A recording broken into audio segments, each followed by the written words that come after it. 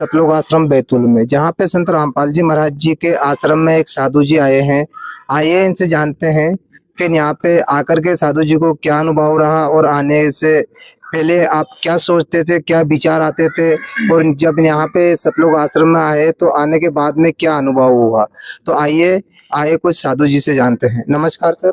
हाँ नमस्ते। सर अपना पहला परिचय दीजिए, क्या नाम है आपका? मेरा नाम भंते कल्याण मित्र है। कहाँ से हो सर आप? वैसे मैं मध्य प्रदेश रतलाम से हूँ, लेकिन मैं महाराष्ट्र में ही रहता हूँ। जी। तो पहले आप कौन से पंथ से जुड़े थे सर? मैं वर्तमान में तथागत बुद्ध के पंथ से हूँ, और रतलाम से मैंने नागपुर की काफ़ी बार यात्रा बाइक से की, इस रोड से, मेन रोड से।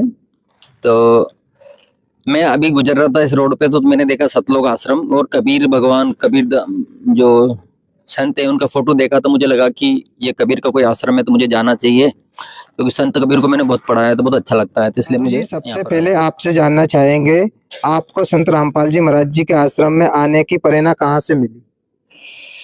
मुझे सोशल मीडिया के माध्यम से, ठीक है ना।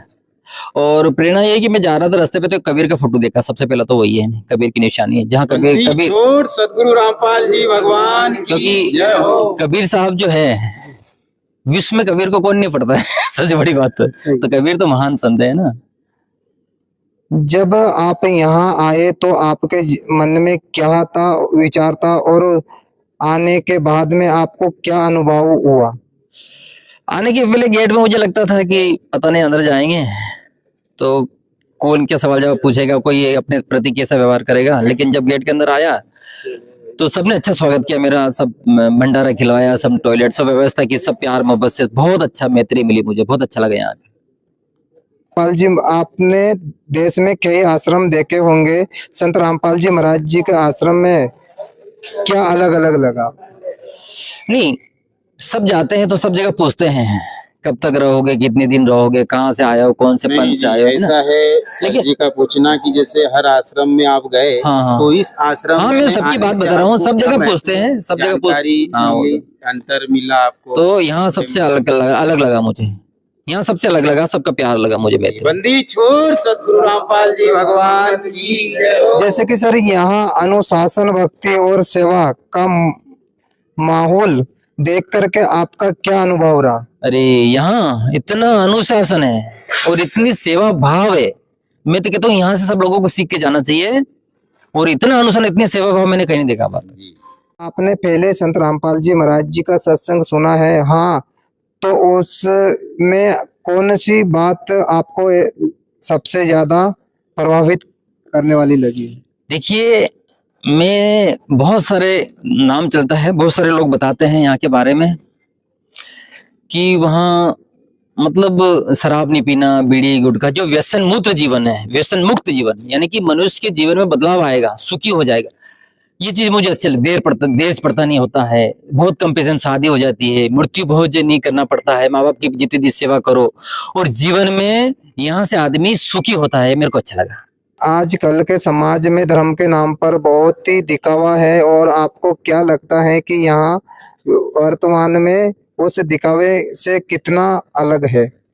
देखिए, धर्म क्या है, धर्म ये जो हमें आया ना, सब लोग प्यार से रह रहे हैं, मैत्री से रह रहे हैं, मोहब्बत से रह रहे हैं और स्वागत कर रहे हैं, सब प्यार करना सीख रहे, छुआछूत नहीं करना, भेदभाव नहीं करना, जाति पाति, ये सबसे बड़ा धर्म है। और बाहर जो धर्म के नाम पर लोग करते हैं वो धर्म नहीं, वो अधर्म है, वो संप्रदाय है। धर्म तो मानवता है, करुणा, मैत्री, प्यार, जो कबीर का मार्ग है, संत रामपाल का मार्ग। बंदी छोड़ सतगुरु रामपाल जी भगवान की।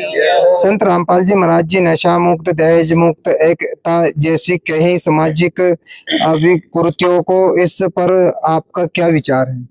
देखिए, एक बात बताऊं, जो गरीब से गरीब आदमी है वो किसी महंगी शादियां कर पाएगा, गरीब से गरीब आदमी मेलों में कैसे रह पाएगा? तो संत रामपाल जी का जो ज्ञान है, वो गरीब से गरीब आदमी शांति से जी सकता है और शांति से रह सकता है, और कम से कम पैसे में अपनी शादी करता है, सुख शांति से रह सकता है, दिखावा नहीं करता। तो यहाँ दिखाने का जैसा कुछ नहीं, मैं भला, मेरा भला, मेरा घर भला, मैं सुधरूंगा तो जग सुधर जाएगा। कर्जा नहीं लेना है, लोगों को घर नहीं चढ़ना है, अपना काम करना, अपना भला करना है, महंगी शादियां नहीं करना और दिखावा नहीं करना। जैसे कि सर क्या आप मानते हैं कि संत रामपाल जी महाराज जी बताए भक्ति से समाज में वास्तविक सुधार हो सकता है? बिल्कुल। संत रामपाल जी कबीर सबका ज्ञान बता रहे हैं, जिसमें अपने आप को जानना होता है। कबीर कबीर क्या करो, खोजो अपना शरीर, अपने आप को जानो, अपने अंतर की आत्मा का जानो, अपने जीवन को सुधार करो।